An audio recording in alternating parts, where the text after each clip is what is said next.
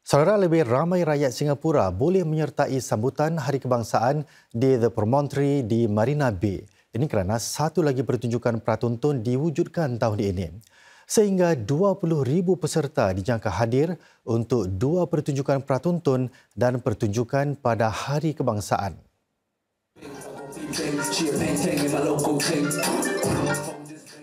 Lagu yang unik kepada Singapura.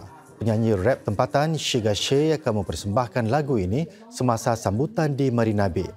Beliau antara artis utama yang ditampilkan bersama dengan bakat-bakat muda tempatan yang lain. You would hear a lot of Singlish and local lingos, local slangs, local accents in the music and the performance itself. And I think that especially it's SG60, right? Singapore's 60th birthday, so we are celebrating a milestone in our country, and I think that Singlish and the language itself is something that binds all Singaporeans together.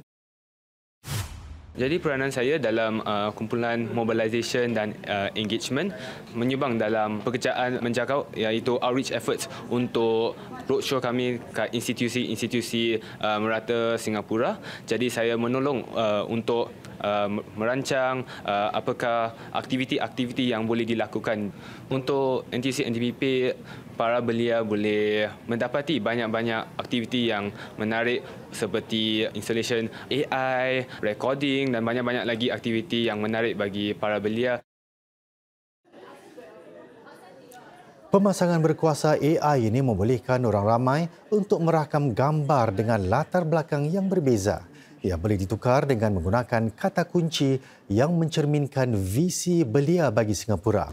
Saudara, anda boleh mengundi bagi mendapatkan tiket percuma ke sambutan NDP NTUC di pesisiran mulai hari ini hingga 4 Julai.